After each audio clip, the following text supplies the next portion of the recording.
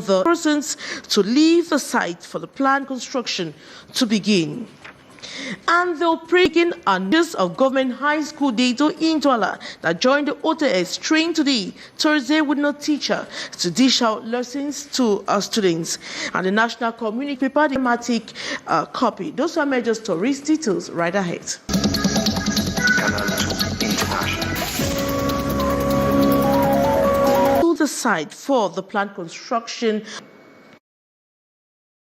Lost were many of the vendors with stores and shops upon arrival at their marketplace this morning. The whole area has been sealed with a no-go long zinc wall, and along the new barricade, the business persons are struggling to get back. The other, as the guards of the Yaoundé City Mayor are bent on respecting the other to the fullest. We were really surprised because we didn't know. I lost some materials and money. Walls of agony raised at a time when many claim they are up to date with rents and taxes. While some are decrying the move, others disclosed considerable time was given for them to live stress-free. We were not surprised because we were already aware that our shops were going to be destroyed. But since it was still early, traders pleaded for a month to move out, which was later given to us. Everyone knew that shops would be broken down. The most cunning ones did not wait for the last second to quit the site, as they are happily resettled to a new area after the first warning. We were to pack out and I did it. In the morning, I just noticed the barricades. I resettled here after the first warning. The act falls in line with decision by the Yaoundé City Mayor to demolish and construct a modern commercial center just opposite there to the market. OTS movement on a true support has taken another twist with this week with female schools integrating the OTS movement. It is a case with teachers of government bilingual high school Dedo in Douala that joined the OTS train today, Thursday, with no lecture dish out to students. Most of the students were found loitering around campus. Let's watch. De Dedo, tout comme les autres enseignants du Cameroun, sont en grève. This school campus seems busy, but in the classrooms, the dirt truck operation is effective. We are at Government Bilingual High School, Dedo, in Douala. It's Thursday, September 14, and the teachers have finally joined their colleagues who are members of the OTS pressure group on a true support. Some students are seen roaming around the campus, while others sitting in classrooms with no teachers in class. However, the teachers are present in school. Enseignants préfèrent ne pas arriver en classe, arriver au lycée, et d'autres préfèrent arriver au lycée et ne pas faire cours.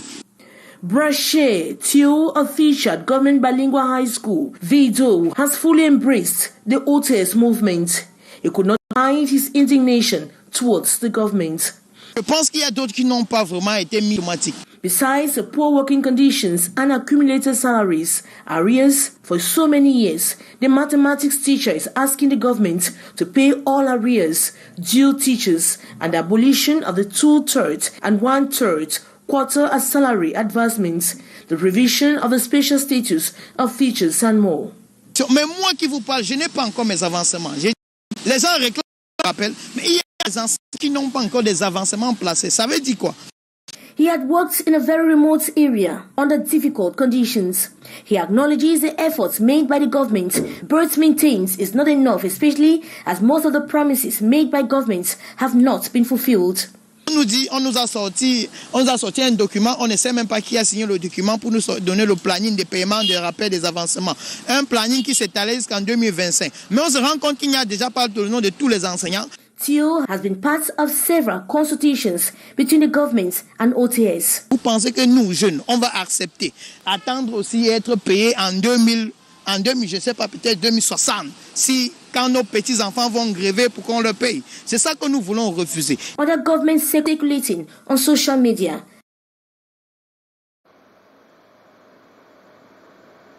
And the operation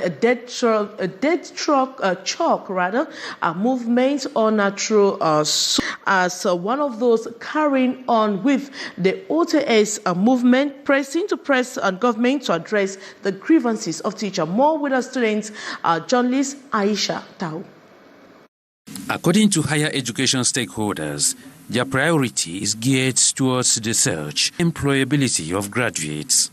Their representatives are brought together in this. As his colleagues were basically playing the cat and dog game, Blaise Crépin Matoy Bassas single-handedly carried out the strike in government bilingual high school Ebonne, ordered by the movement. Crépin is an English language teacher in Terminal. He started the strike on the first day of school reopening. Despite observing that chalk, he is always present on campus. I'm on strike, like most of teachers in Cameroon. He clamors for the application of the head of state's decree on government teachers. The head of state gave.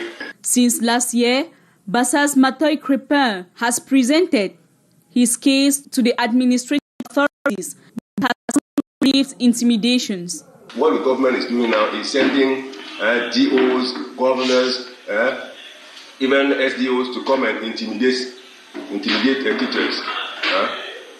Many of us who are teaching now have advancements that we are expecting from the government. It should be remembered that Bassas Matoy Crépin is not the only one fighting for his right in government bilingual high school, but it is the only one who courageously respected the OTS call. Till now, the government. Bassas Matoy Crépin Blaise does not agree with his colleagues to pretend, yet he fights for the general cause. And in a bid to boost professionalization, digitalization, and employability and excellence in private institutions, stakeholders of higher education met in the nation's political capital, Yaoundé, yesterday, September 13, to promulgate the new law of 2023/007 of the 25th of July 2023. This was during a seminar at the multipurpose sports complex to orientate promoters of higher education on new dispositions. More with our reporter, Haisincha. According to higher education stakeholders, their priority is geared towards the search for excellence in all domains through the promotion of innovation, scientific and artistic creativity, as well as the employability of graduates. And with about 157 private higher educational institutions in the country, their representatives are brought together in this seminar with the aim of dishing out adequate directives to make them more performant, competitive, and entrepreneurial. The promulgated law has brought key changes. From now, you'll have a categorization of IPES. Category 1, Category 2, Category 3. And we have now a commission who's in charge of accreditation and quality insurance, so that from now there will be tight control of institutions. Promoters and founders of higher institutions have lauded the new law, stating that it will go a long way to curb major challenges. At our level, as private individuals, recruitment is quite challenging. Before, we used to have students who start in year 1 in a different school, and they want to go to year 2 in another school, and it becomes a little bit difficult. So the new law, trainings are going to be tropicalized and customized with our needs, such that when we train students, they will not be job seekers only, they will be creators of employment. The Minister of Higher Education, Jacques Famdongo, has reiterated that the 2023/007 law is replacing that receiving quality training in order to face the challenges that comes with globalization.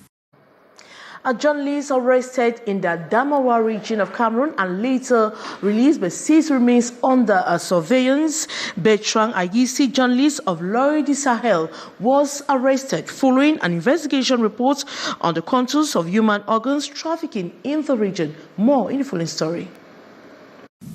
A journalist has been arrested and reports on the contours of human organs trafficking in the region. According to our sources, the arrest and incarceration of Bertrand Ayisi was ordered by the regional governor, Kildad, describing it as intimidation and attack on the press.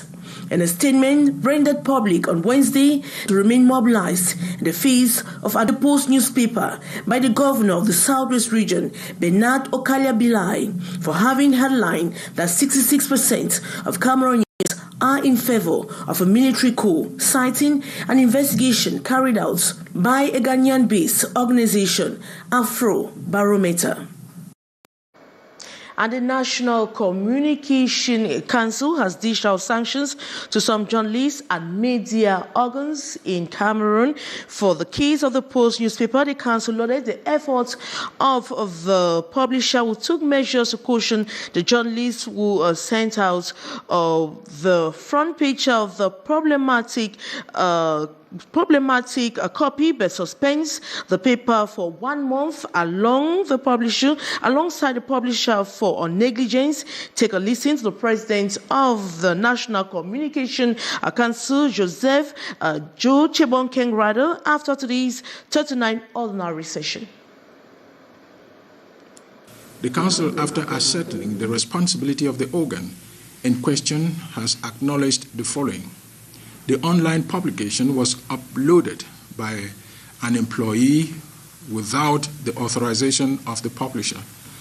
This publication differs from the front page of the same newspaper that was released on the 11th of September 2023. That the publisher of the Post sanctioned the offending employees and the editor-in-chief for carelessness. The publisher of the said newspaper issued a denial of the disputed publication in a press release on the Facebook page of the offending media organ. The Council, considering the above and given that the aforementioned arguments do not exempt the professional responsibility of the publisher of the offending newspaper, has decided to suspend the Post newspaper and its publisher, Delegate Som Silvanus Kinney, from his duty as publisher and from exercising the profession of journalism in Cameroon for a period of 1 month each. And that was the president of the National Communication Council, Joseph Chebonkeng. Heads of small and medium-sized enterprises in Cameroon have been schooled on the modalities of obtaining state guarantees to facilitate their access to loans. The mates at the headquarters of the Employers Association in Douala, September 13, 2023, to gain more knowledge on the public financing policy. More with our reporter Gladys Ambu Tiba. Small and medium-sized enterprises in Cameroon will henceforth have the possibility to obtain bank loans with state guarantees, a government initiative which enterprises were drilled on the obtention modalities in Douala, September 13, 2023. We have been invited by the GICAM to sensitize the private sector about the guarantee the state is granting to small and medium enterprises to enable them to have loan from the banking sector, and in a way that loan will be guaranteed by the state and supported by the state. The idea is to ease the financing of those SMEs. It is expected that the facility will help boost the economy as sectors with high growth rate potentials are targeted. SMEs are the core of the economy. Financing SMEs is trying to be sure to have a good growth rate. That's why the government thought it's good and right to boost the economy by granting those guarantees for the benefit of SMEs. It was disclosed during the exchanges that of the 60% financing allocated to the banking sector for SMEs, only 15% is obtained due to lack of guarantees. I feel satisfied that government has put in place this facility to resolve the problem of guarantees and majority easy to benefit and the banks transparent. An excellent initiative because this will permit enterprises cover the risk of guarantees and consequently increase the volume of credits in the economy. 200 billion francs CFA has been put at the disposal of banks for small and medium-sized enterprises, most of which were badly affected by the COVID-19 pandemic, the Russian-Ukrainian conflict, and the current inflationary situation. Majority of the affected small and medium-sized enterprises can now acquire loans with state guarantees. And thanks so much, Gladys Ambodibang. And that brings us to the end of this edition of the Primetime Newscast in the English language on Canal International. But coming up next is The Brief with Monique Nausi. As for me, I'll be back same time tomorrow. Good night.